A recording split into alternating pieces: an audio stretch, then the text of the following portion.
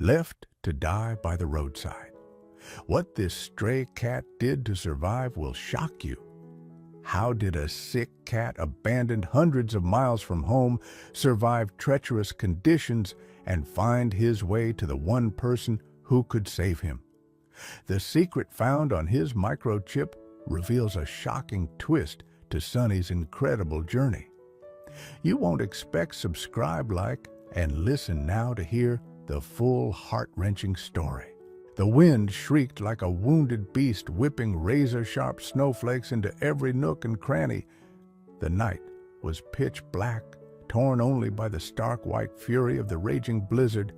Beneath a dense pine bush, what should have been a safe haven was now an icy trap. A heavy load of snow had just collapsed from the branches above, blocking nearly the only exit. Inside, a small orange creature trembled uncontrollably, not just from the bone-chilling cold that had seeped into its very marrow, but because the air itself seemed to thicken, refusing to enter its already weakened lungs. Wheezing, broken gasps sounded faintly, almost drowned out by the howling wind.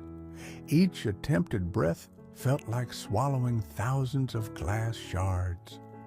The tiny chest heaved violently, then weakened.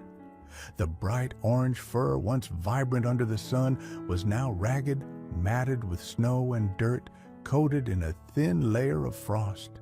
The golden eyes, once sharp and alert, were now dull, nearly closed from exhaustion and lack of oxygen. The cold was no longer a sensation. It was a numbness, slowly creeping through every limb. Sunny curled into a tight ball, a last desperate effort to retain some meager warmth. He had fought for so long, so tenaciously, from the cruel betrayal to the long days of hunger, from the fear of predators to the relentless struggle with his own body. But this storm, this cold, this wall of snow, perhaps this was the final limit. He could feel life slowly draining from his body. His breaths grew shallower, farther apart. Consciousness began to fade, fragmented images flickering past. A warm hand, a distant voice, sunlight streaming through a window. Pieces of another life, another world seemingly lost forever. Was this the end, buried in the cold snow alone, unnoticed? The wind still howled outside like a dirge for a tiny warrior about to fall. The air inside the makeshift shelter grew increasingly suffocating. A deathly silence was gradually replacing the faint, ragged wheezing. Just a few months earlier, Sonny's life back when he was called Leo was entirely different. He lived in a comfortable suburban house, had a warm bed, plenty of food, and even squeaky toys. But a dark cloud always loomed over this seemingly perfect existence: his chronic feline asthma. At first it was just mild coughing fits, occasional shortness of breath after playing too hard. But gradually the illness worsened. Visits to the veterinarian became more frequent, and the cost of medication, especially the specialized inhaler, began to mount. The family that had once loved him started showing signs of fatigue. Worried whispers about bills, impatient glances when he wheezed during the night. Sonny, with a cat's sensitivity, felt the change. The warmth in their petting, diminished playtime became shorter. He didn't understand why, only knew that something was wrong. Then the fateful day arrived. Instead of taking him to the vet clinic as usual, the car headed in a completely unfamiliar direction. Reaching a deserted country road flanked by vast fields, the car stopped. The familiar man opened the door, lifted him out, and placed him on the roadside grass. Sonny looked up, bewildered, still thinking this was just a temporary stop. But then the door slammed shut. He saw the familiar face through the window, but there was no smile, only coldness, avoidance. He lunged forward, scratching lightly at the cold metal door, letting out desperate, pleading meows. But the car heartlessly rolled away, accelerated, and disappeared down the road, leaving him in a cloud of dust and absolute desolation. Warmth, safety, love, all vanished in an instant. He had been discarded like a broken toy simply because of an unwanted illness. The initial shock subsided, replaced by fear and the raw instinct to survive. He was alone, sick in a strange and dangerous world. An asthma attack could strike at any moment, especially under stress or exertion. He had to find food, water, safe shelter, and most importantly, find a way to manage his breathing. Life became a constant struggle. He learned to lick dew off leaves, stalk slow-moving insects, hide from hawks and larger animals. He found a dense thicket near the edge of some woods, secluded enough to serve as a temporary shelter. He survived day by day, but it was a meager existence. The asthma remained a constant threat. An unfamiliar pollen, a gust of dusty wind, or the stress of fleeing danger could trigger a severe attack. He realized that relying solely on instinct and luck wasn't enough. He was growing weaker. He needed help. He needed a miracle. Not far away across fields and fences stood a small house with a lovely garden. It belonged to Mrs. Eleanor Gable, a widow living alone after her husband had passed and her children had moved away. Her life was quiet, perhaps a bit lonely, filled with the simple joys of tending her garden and reading by the window. She had silver hair like clouds and kind blue eyes that held a quiet sadness, but also deep compassion. One day, venturing further afield in search of food, Sonny saw Mrs. Gable watering plants in her garden for the first time. Something about her slow, careful movements, the tenderness she showed each flower, caught his attention. From then on, her house and garden became his secret observation point. He didn't dare approach, but an idea began to sprout. Could the salvation he desperately sought lie there?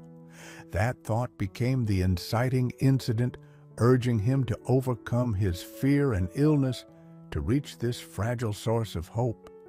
He knew he couldn't survive indefinitely on the streets, especially with his weakened lungs. He had to act. Deciding to seek help from a human, especially Mrs. Gable, was not easy for Sonny. His instincts screamed caution, and the painful memories of betrayal were still fresh. Moreover, his asthma was a constant obstacle. Every trip far from his safe haven was a gamble with his health. In the beginning, Sonny only dared to watch from a distance.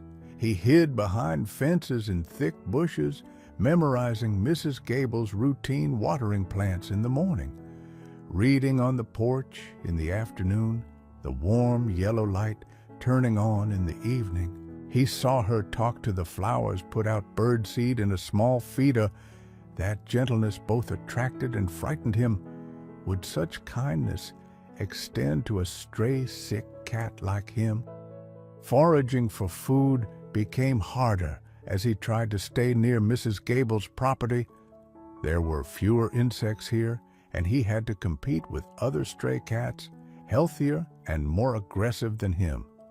Once he managed to catch a small field mouse, a precious prize, after hours of stalking. Following the feline instinct to offer gifts, he carried the mouse and left it near the entrance to Mrs. Gable's garden path, hoping she would notice.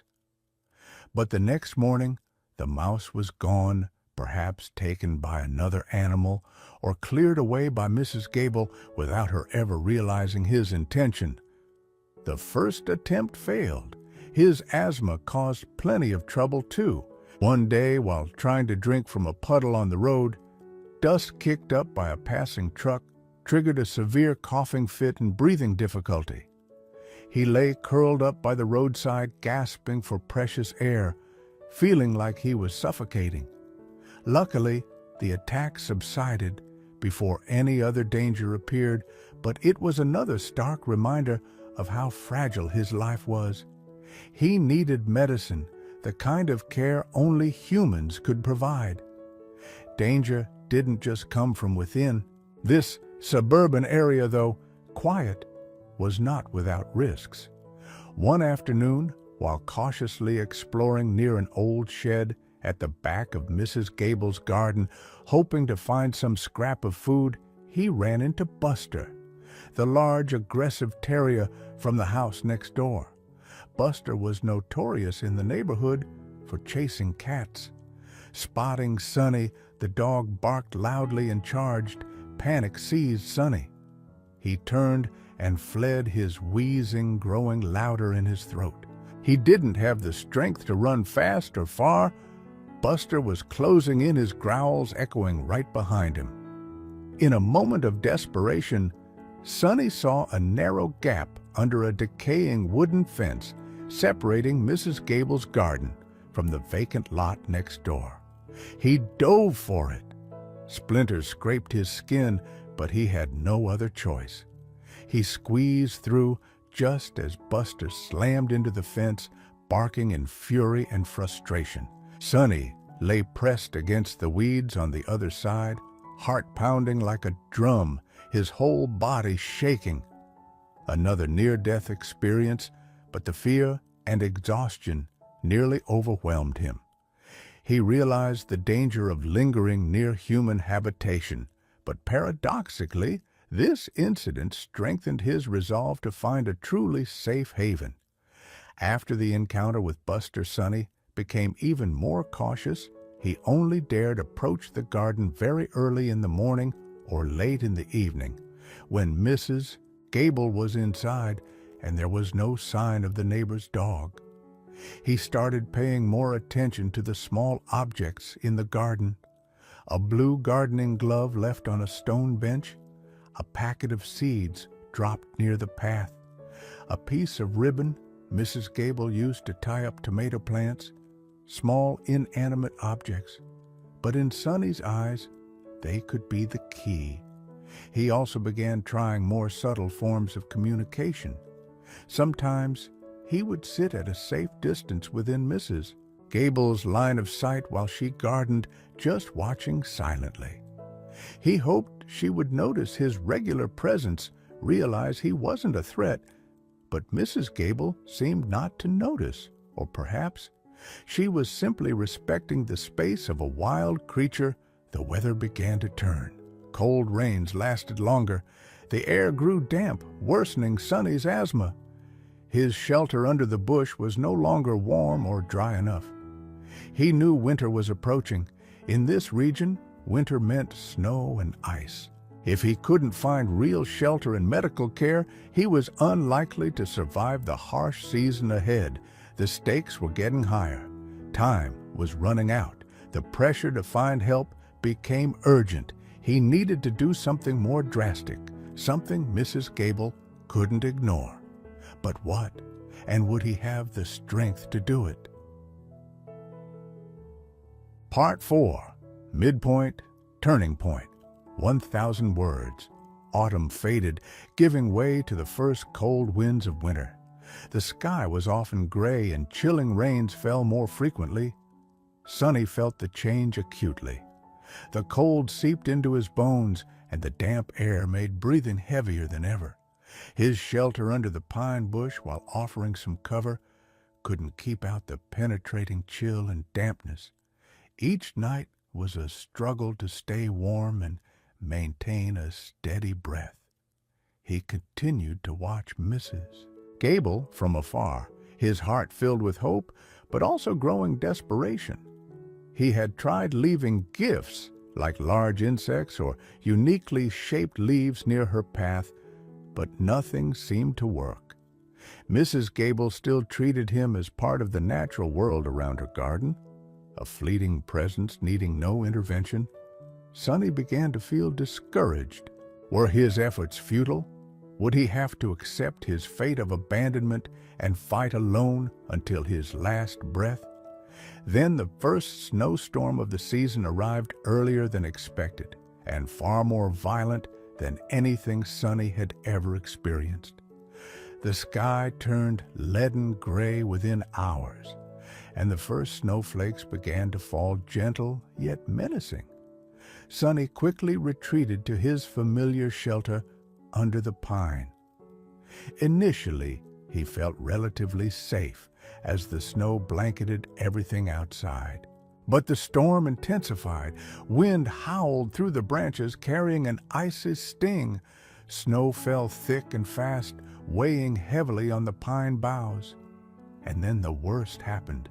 A loud crack echoed, followed by a heavy thud. A massive clump of snow, along with several small branches, collapsed from above, blocking almost the entire entrance to Sonny's shelter. Only a tiny gap remained too small for him to squeeze through. He was trapped. This is the opening scene from part 1. Panic surged along with the familiar shortness of breath. The air inside grew stifling. The cold penetrated deeper than ever. He clawed at the wall of snow, letting out weak, desperate cries. But it was hopeless. This was it. The end he had always feared. Buried alive in the ice, he had fought so hard, but perhaps fate had decided he curled into a tight ball, closed his eyes, waiting for the cold and darkness to consume him. Consciousness began to fade. But just as he was about to give up, an image flashed in his mind: Mrs. Gable's kind eyes, her gentle hands tending the fragile chrysanthemums. A strange warmth, a final spark of hope, ignited amidst the despair. No, he couldn't die like this. He had survived abandonment, hunger, danger, illness. He wouldn't let a pile of snow defeat him. With a final extraordinary effort, he summoned his remaining strength and clawed harder at the snow wall near the small gap. His claws bled from scraping against sharp ice fragments, but he didn't stop. He clawed, he pushed, he used his whole body to widen the opening. His asthma tortured him, but his will to live was stronger. Finally, after what felt like an eternity, the gap was just wide enough for him to wriggle his thin body through. He stumbled outside, confronting the fury of the blizzard. Wind whipped his face, snow stung his eyes. He could barely stand, but he was free. He had survived. That moment was the turning point. He realized that passive observation and hoping were not enough. Relying solely on survival instincts wouldn't save him from the harsh winter and his chronic illness. He had to act proactively, decisively. He couldn't wait for help to come to him. He had to go to it himself. Looking towards the warm yellow light spilling from Mrs. Gable's window through the white curtain of snow, a steely resolve formed in Sonny's mind. He wouldn't hide anymore. He wouldn't wait anymore. He would find a way to make Mrs. Gable see him, see his resilience and his suffering. He would do whatever it took to make her understand he needed help. This was the point of no return. From a victim reacting to circumstances, Sonny became a protagonist, actively seeking salvation. His battle for survival had just entered a new phase, more challenging, but also more hopeful. He had to reach that house at any cost. Surviving the blizzard was a victory, but it left Sonny utterly exhausted and facing an even harsher reality. Thick snow covered everything, burying the scarce remaining food sources. The cold became relentless, and every breath of icy air was a trial for his weak lungs. His old shelter under the pine tree was no longer safe after the snow collapse. He needed a new refuge, something warmer, and more importantly, he needed to execute his plan to approach Mrs. Gable. For several days after the storm, Sonny spent most of his time resting and recovering his strength in a makeshift shelter. He discovered a dry stack of firewood piled haphazardly in a corner of Mrs. Gable's backyard. It was more sheltered from the wind and seemed less conspicuous. From here, he could observe the house and Mrs. Gable's activities more closely while still maintaining a safe distance. He watched Mrs. Gable struggle to clear the snow from her walkway, her face flushed from the cold and exertion. He saw her look worriedly at the tree branches broken by the snow. Her compassion wasn't just for her flowers, but for the world around her. This reinforced Sonny's belief that she was his only hope. But how could he effectively capture her attention without frightening her or causing her to shoo him away? He couldn't just sit and wait. He needed a specific action, a non-verbal message. He remembered the small items Mrs. Gable sometimes left behind in the garden. Perhaps if he brought something belonging to her right to her door, she would understand. The opportunity came one morning when the sun finally broke through after days of gloom. Mrs. Gable came out into the garden to check on her rose bushes buried under the snow. She wore a pair of thick, bright red gardening gloves that stood out vividly against the white landscape. As she bent down to brush snow off a rose bush, one glove slipped from her hand and fell right near the woodpile where Sonny was hiding. Mrs. Gable, seemingly unaware, continued her work and then went back inside. Sonny's heart pounded. There it was, the red glove. It was light enough for him to move, and its color was too bright for Mrs. Gable to ignore. But the distance from the woodpile to the back steps, though not far, was a huge challenge for his weakened body, especially after battling the blizzard and his illness. Moreover, moving across the slippery, cold snow would consume precious energy and could trigger an asthma attack. He hesitated for a moment, the fear of failure, of being chased away, of an attack overwhelming him. Midway made him pause. He looked at the red glove lying inert on the snow, then towards Mrs. Gable's door. Behind that door lay warmth, food, and the hope of medicine to soothe his burning lungs. He had no other choice. Taking a deep breath, trying to keep his breathing steady, Sonny slowly emerged from the woodpile. He approached the glove, using his mouth and front paws to grasp it. The thick fabric glove, though not heavy, was bulky. He began dragging it across the snow towards the steps. Every movement was difficult. The snow gave way under his paws. The cold seeped through his thin fur. His breathing started to become labored, a faint wheezing sound escaping his throat. He had to stop several times to catch his breath, his eyes constantly scanning the surroundings. He feared Buster appearing, feared Mrs. Gable suddenly opening the door and yelling. The short distance felt endless. His body began to tremble from cold and exertion. The asthma attack was imminent. But the image of the door and the hope for salvation pushed him forward. Finally, utterly exhausted, he managed to drag the glove to the foot of the stone steps. He used his last bit of strength to nudge the glove onto the first step, making it more visible. His task completed, he stumbled back a few steps, then collapsed onto the snow, panting heavily. His chest ached. His breath came in ragged gasps. He quickly retreated into the shadow of a nearby bush, exhausted but filled with nervous anticipation, his golden eyes fixed on the door and the bright red glove resting conspicuously on the white step. He had done everything he could. The rest depended on Mrs. Gable. This was his final gamble. Mrs. Gable opened the back door, intending to sweep the last bit of snow off the steps before nightfall.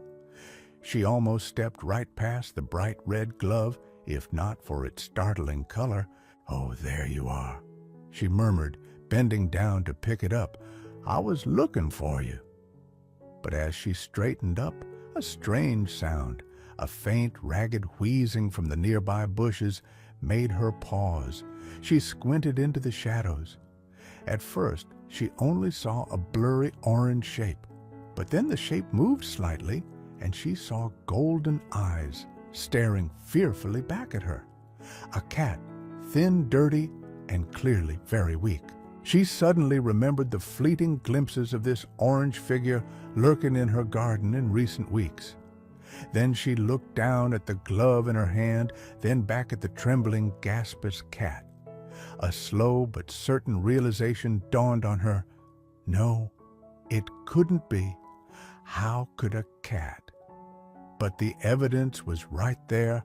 This cat hadn't just appeared by chance. It had deliberately brought her glove back. It was asking for help. Compassion instantly overwhelmed any surprise or initial hesitation. She saw the intelligence and desperation in those golden eyes. Gently placing the glove down, she took a few steps back and spoke in the softest voice she could manage. "It's okay, little one. Come here." But Sonny was too weak to move. He could only lie there panting. Mrs. Gable realized how critical his condition was. She hurried inside, grabbing an old bath towel and some warm food. She approached, gently, carefully wrapped the trembling cat in the towel, and picked him up. He weighed almost nothing. The wheezing in his chest was heartbreaking. It's all right. I'll get you somewhere safe," she whispered, holding the tiny creature close and quickly bringing him inside. The very next morning, Mrs. Gable took Sonny to Dr. Miller's veterinary clinic, a man she had known for years. After a thorough examination, Dr. Miller confirmed the diagnosis: chronic asthma, quite severe, along with signs of malnutrition and serious dehydration. He explained the necessary treatment: daily inhalers, possibly steroids during flare-ups, and the associated costs. This condition requires special care and can be quite expensive. "Eleanor," he said with concern, "this might be why he was abandoned." Then he routinely pulled out the microchip scanner. It beeped. "Well, he's chipped," Dr. Miller said, surprised. The information appeared: name Leo, registered to a family in a city over 100 miles away, reported missing 6 months ago. The story became even more complex and heart-wrenching. Sick, abandoned hundreds of miles from home. Dr. Miller looked at Mrs. Gable, hesitating slightly. Given his condition and the complicated circumstances, the cost of treatment will be a long-term commitment. There are other more humane options if Mrs. Gable looked at Sonny, now officially Sonny, lying quietly on the exam table after receiving medication, still looking frail but breathing a little easier. She remembered the image of the tiny cat determinedly dragging the glove through the snow, his eyes full of desperate resolve. She gently cut the vet off, her voice unwavering. "No, Dr. Miller. He fought too hard to survive to find help. He chose me. How could I possibly give up on him? We'll manage the cost. He deserves a home and to be loved." Mrs. Gable's decision sealed Sonny's future. The adoption paperwork was completed, bypassing any attempt to contact the irresponsible former owners. Sonny officially began his new life in the warmth and safety of Mrs. Gable's home. In the first few days, Sonny remained weak and timid. He spent most of his time sleeping. In the soft, towel-lined bed Mrs. Gable had prepared, slowly regaining his strength, Mrs. Gable patiently cared for him, feeding him small, nutritious meals, and crucially learning how to administer the feline inhaler. According to the vet's instructions, Sonny was initially scared of the strange device, but gradually he realized that after each puff, his breathing became easier. Slowly, as his health stabilized, Sonny's curious and playful nature began to emerge. He explored every corner of the house, from the sunny windowsills to Mrs. Gable's comfortable armchair. He enjoyed chasing dust motes dancing in the sunbeams or batting at the balls of yarn Mrs. Gable used for knitting. The wheezing was still there, a reminder of his chronic illness. But now it was managed. Sonny and Mrs. Gable formed a special, deep bond. The little cat, once abandoned and facing death, became the elderly widow's constant companion. He rubbed against her legs when she gardened, curled up in her lap when she read, and snuggled beside her at night. His happy purrs became a familiar sound in the quiet house. For Mrs. Gable, Sonny was more than just a pet. He was a small miracle, a testament to courage and the will to live. He brought laughter, warmth, and a renewed sense of purpose into her life. She cared for Sonny, not just with medicine, but with unconditional love. The very thing he had been denied before Sonny's journey was an extraordinary tale of survival against all odds. From a sick cat discarded by the roadside, facing hunger, cold danger, and his own failing body, he never stopped fighting. Through instinct, intelligence, and incredible courage in making that final plea for help, he rewrote the ending to his own life story. Now enveloped in Mrs. Gable's love, Sonny wasn't just surviving, he was truly living each day a gift, a reminder of the power of hope and compassion. The sun had truly returned to Sonny's life. Nobody wanted the sick cat from the shelter until a millionaire did the impossible. What truly drove a reclusive millionaire to spend millions and defy the odds for a dying shelter cat? Was it merely kindness? Or did a deeper personal secret, a past loss involving another four-legged companion, turn Chester's rescue into a mission of redemption? Subscribe and like to uncover the surprising truth behind this impossible act. The cold fluorescent lights of the Westchester County Animal Shelter reflected off the damp concrete floor with a strong smell of disinfectant tried in vain to mask the faint scent of despair. Inside a stainless steel cage at the end of the row, an orange figure lay still. That was Chester. Unlike the demanding meows or charming headbutts of the other cats, Chester simply existed, his breathing a silent struggle, a faint wheeze almost lost amidst the shelter's noisy chorus. His once vibrant orange coat was now dull and matted. In places, his large amber eyes half closed, as if the world beyond the bars was too exhausting to face. Today was Friday evaluation day. Sarah, a young veterinary technician with tired but kind eyes, stopped in front of Chester's cage holding a clipboard. She sighed, a heavy sound in the air. Chester had been here for 6 months, an unofficial death sentence for an adult cat, let alone one with such a severe chronic respiratory illness, chronic bronchitis possibly complicated by asthma. The diagnosis was vague, but the consequences were clear. He needed constant medication, a dust-free environment, and special care that this overburdened shelter could hardly provide long-term.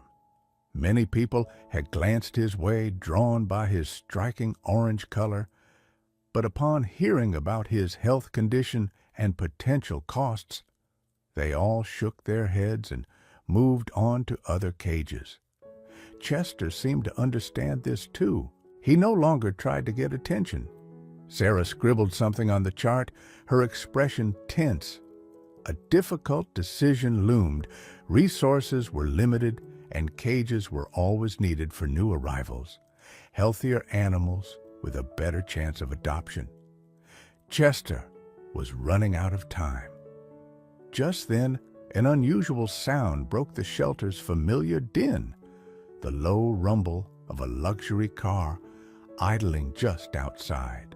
Through the front glass door, Sarah and a few other volunteers saw a sleek black Bentley sedan pull up to the curb, a completely out-of-place sight in this working-class neighborhood.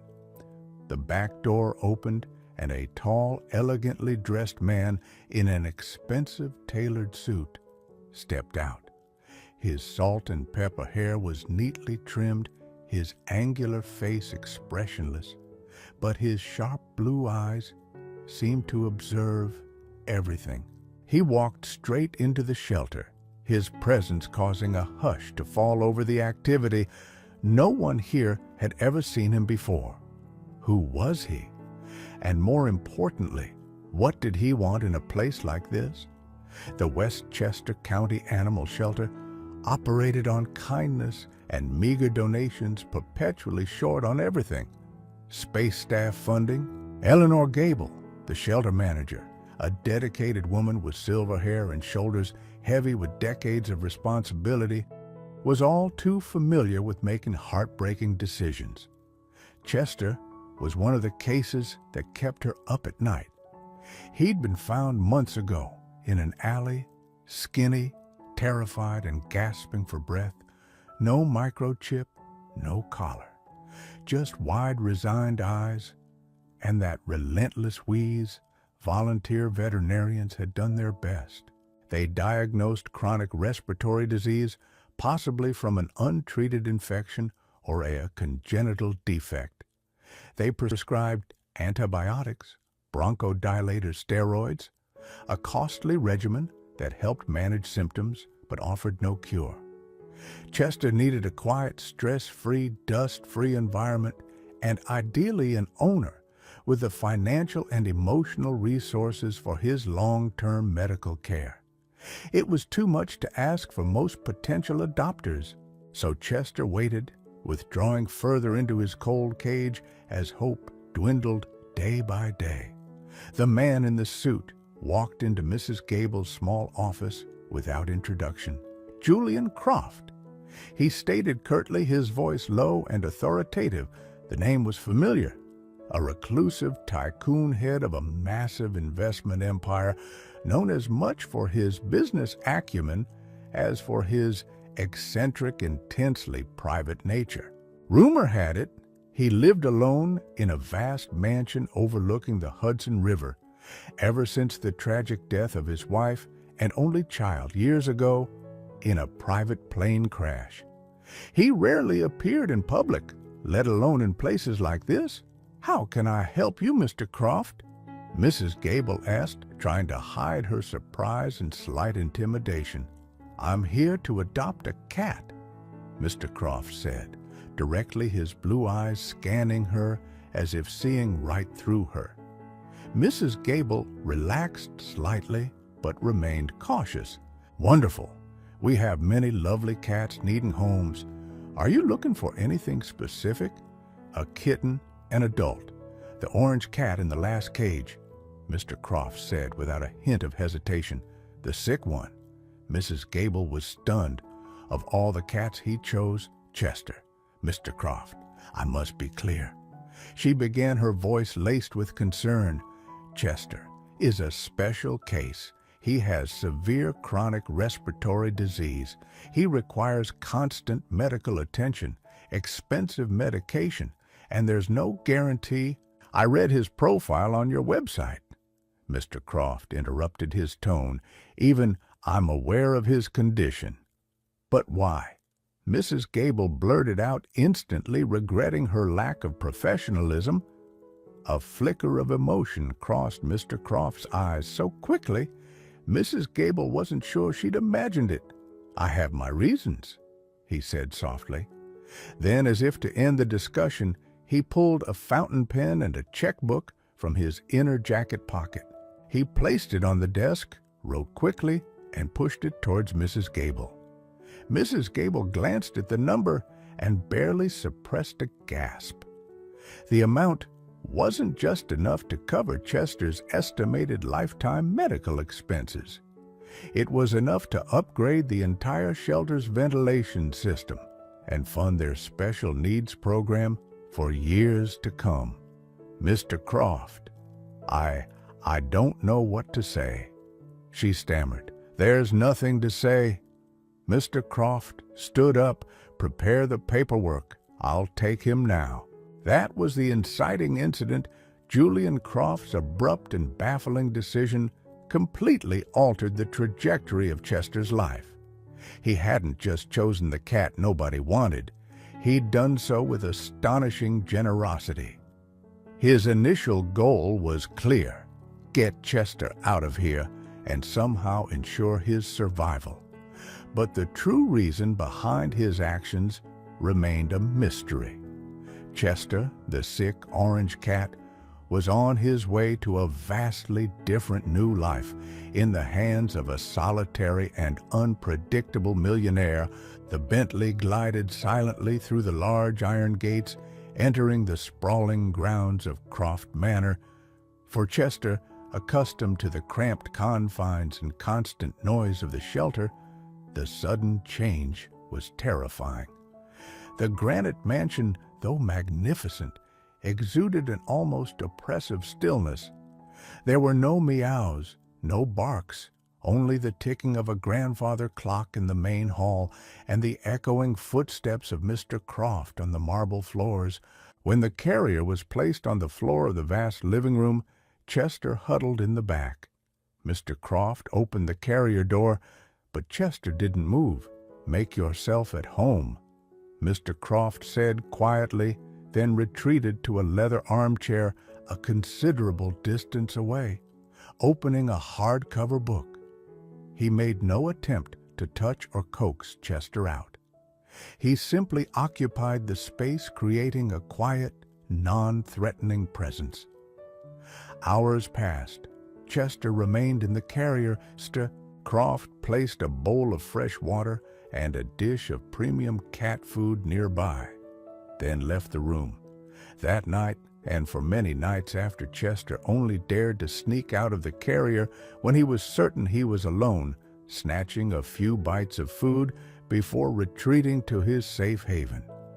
He found a new hiding spot under an antique desk in the library, a dark, dusty space that seemed long forgotten.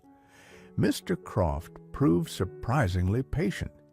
He didn't intrude on Chester's space. He simply ensured food and water were always fresh, the litter box immaculate, and occasionally he would sit and read in the library. His low, steady voice filling the silence, not speaking directly to Chester, but simply letting the cat grow accustomed to his presence. The first vet visit was an ordeal. Mr. Croft had arranged an appointment with Dr. Amelia Thorne, a renowned veterinary internist in Manhattan, with a state-of-the-art clinic and a clientele list composed of the city's elite. Getting Chester into the carrier was difficult, and he trembled uncontrollably throughout the car ride. Dr. Thorne, a sharp, pragmatic woman in her middle years, examined Chester thoroughly. Blood tests, x-rays, a bronchoscopy. Everything was done. The final diagnosis wasn't much different from the shelter's severe chronic bronchitis, likely with asthmatic components and irreversible lung damage from past infections. We can manage the symptoms. Mr. Croft, Dr. Thorne explained, reviewing the x-ray images, bronchodilators, inhaled steroids, oxygen therapy if needed. But a cure is impossible. He'll require lifelong medical care, and his quality of life may be limited. She also stressed the significant ongoing cost of treatment. Mr. Croft listened intently, unfazed by the prognosis or the expense. Do whatever is necessary to make him as comfortable as possible. He instructed, cost is not an issue. Dr. Thorne raised a slight eyebrow at his determination regarding a sick stray cat, but remained professional. She prescribed a new array of medications and instructed Mr. Croft on using a special feline inhaler with a small mask. The treatments began twice a day. Mr. Croft had to gently restrain Chester to administer the inhaler, a process both initially detested.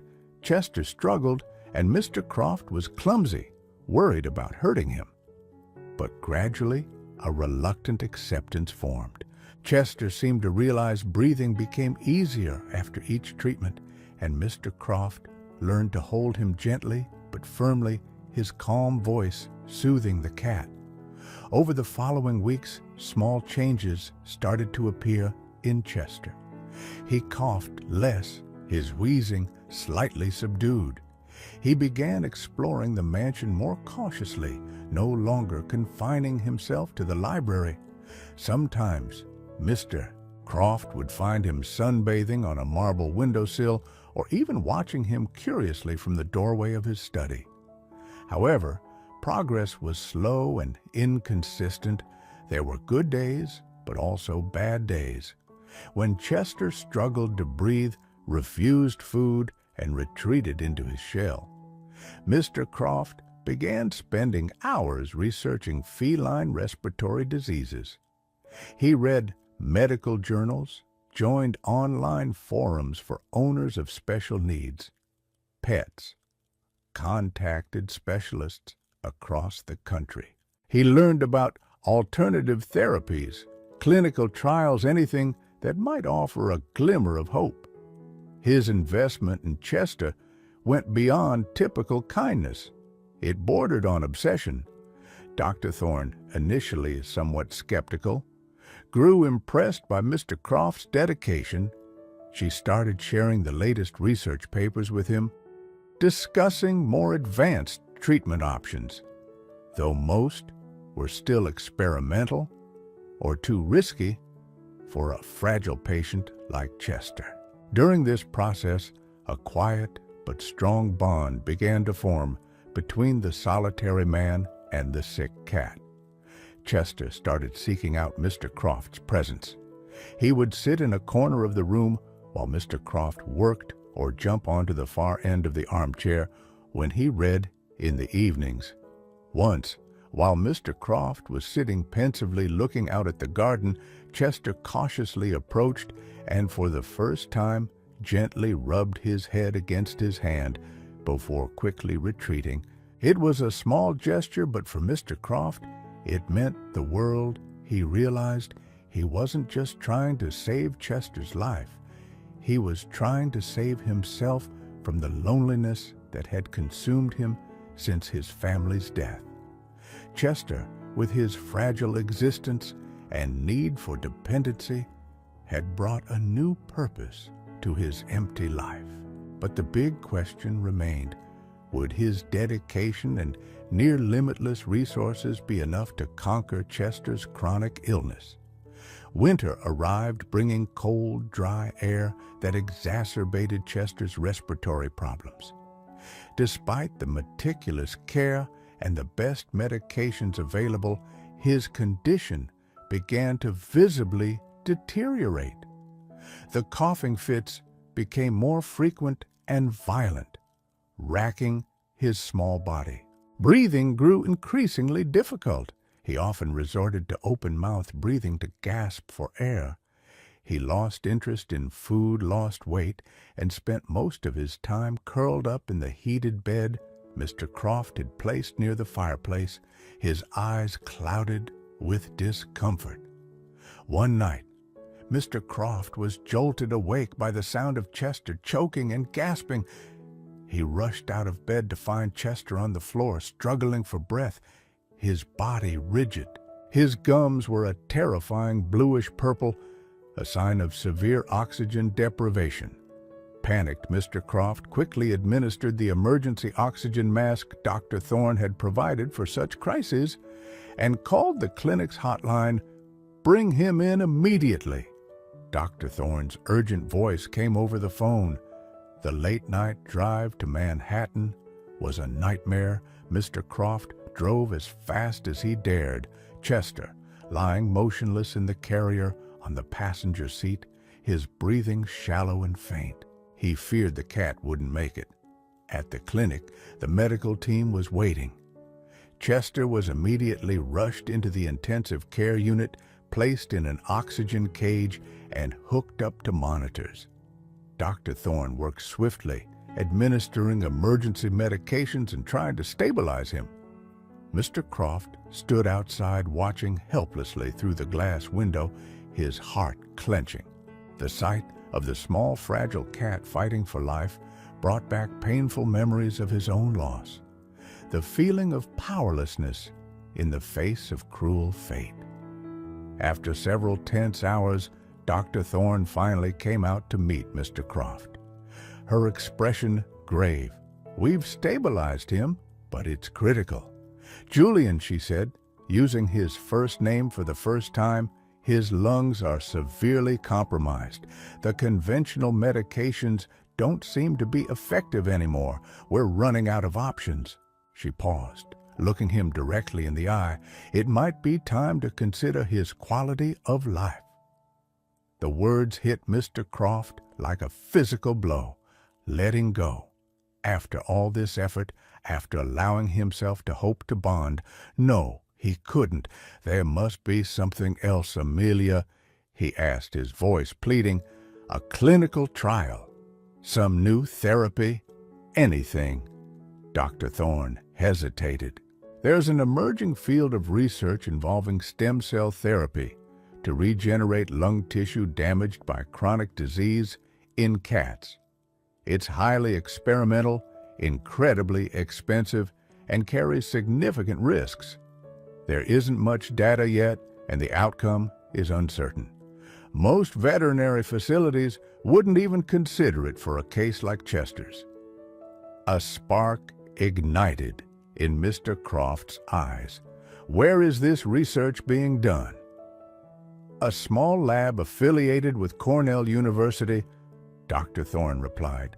"Dr. Lena Petrova is leading the study, but Julian, I must warn you, contact her." Mr. Croft interrupted, determination etched on his face. "Tell her, I will fund whatever research costs are necessary, no matter the amount, provided they accept Chester into their trial program. Tell her I need a miracle." This was the turning point. Faced with the imminent loss of Chester, Julian Croft crossed the line from dedicated pet owner to something more. He was no longer just reacting to the disease, he was proactively attacking it, leveraging his immense financial resources to push the boundaries of science for the sake of one cat. He was making an enormous gamble on unproven technology, a decision many would deem insane or wasteful. But for him, it was the only path forward. He had invested too much emotionally in Chester, and saving him was now intertwined with his own journey of healing. There was no turning back. He would do whatever it took, regardless of risk or cost, to give Chester the chance at life that fate seemed determined to deny him. The initial call to Dr. Lena Petrova at Cornell was met with skepticism. Stem cell therapy for feline respiratory disease was still in its infancy, mostly confined to controlled laboratory settings. Applying it to a real patient, especially an older cat with complex pre-existing conditions like Chester, was a risky leap. However, Julian Croft's offer of generous unrestricted funding, combined with Dr. Thorne's persistence in providing detailed medical records and emphasizing Chester's critical state, eventually persuaded Dr. Petrova and the university's ethics committee. Chester was accepted into the trial as a special compassionate use case. Preparations began immediately. Chester needed to be stable enough for the journey to Ithaca, where Cornell's lab was located. Dr. Thorne and her team worked tirelessly to manage Chester's acute symptoms, using aggressive oxygen therapy and adjusting his medication regimen. Mr. Croft rarely left the clinic, keeping vigil by Chester's oxygen cage, speaking softly to him as if trying to infuse him with his own strength and will to fight. During this time, Mr. Croft also flew to Cornell to meet Dr. Petrova in person. She was a young, brilliant, and passionate scientist, but also realistic about the challenges ahead. "Mr. Croft, I need you to understand," she explained in her modern but compact lab, surrounded by complex equipment and rows of freezers containing cell samples. This therapy involves harvesting stem cells from Chester's own bone marrow or fat tissue, cultivating and modifying them in the lab, and then infusing them back into his body intravenously or via nebulizer, hoping they will migrate to the lungs and help repair the damaged tissue. She detailed the potential risks: immune reactions, infection, tumor formation, or simply the therapy not working at all. "We've seen some promising results in animal models, but this will be the first time we attempt it on a feline patient this severely ill. There are no guarantees." "I understand," Mr. Croft said, his voice firm, "but we have to try." He offered not just funding for the procedure, but also to finance new equipment for Dr. Petrova's lab. Anything that might improve Chester's chances. Finally, the day for the transfer arrived. Chester, though still weak, was more stable. He was transported to Ithaca in a specialized veterinary ambulance equipped with an oxygen cage and constant monitoring by a veterinary technician. Mr. Croft followed in his own car, his heart filled with anxiety, but also a fragile hope. At Cornell, Chester was admitted to a special isolation unit within the university's veterinary hospital. The first step was harvesting the stem cells. The bone marrow aspiration procedure, though performed under anesthesia, carried risks for such a frail patient. Mr. Croft endured agonizing hours waiting outside the operating room. Fortunately, the procedure was successful, and Chester recovered well from the anesthesia. Next came the weeks-long meticulous process of cultivating and modifying the stem cells in Dr. Petrova's lab. During this time, Chester continued to receive intensive supportive care. Mr. Croft rented an apartment near the university so he could visit Chester daily. He would sit by his glass enclosure for hours, reading to him or simply being there, his presence seeming to bring peace to them both. He also met frequently with Dr. Petrova, closely monitoring the progress in the lab. It was a nerve-wracking period. Some days, the cells grew well in culture, offering encouragement. Other days, growth slowed or abnormalities appeared, causing worry. Mr. Croft spent sleepless nights, his mind racing with what-ifs. He began to question if he was doing the right thing, if he was subjecting Chester to more suffering out of his own selfishness, his own fear of facing loss again. It was his dark night of the soul, the weight of his decision and the uncertainty of the outcome pressing down on him. But then, looking into Chester's amber eyes, seeing the trust and the flicker of survival instinct still there, his resolve returned. He couldn't give up now. Finally, after nearly a month, Dr. Petrova announced the stem cells were ready for infusion. This was the most critical moment, the riskiest phase, yet the one that held the most hope. Chester would receive the first dose. Final preparations were made. The veterinary team was on high alert for any adverse reactions. Mr. Croft, Dr. Petrova, and Dr. Thorne, who had also flown in for the crucial moment, gathered in the special treatment room. The tension was palpable.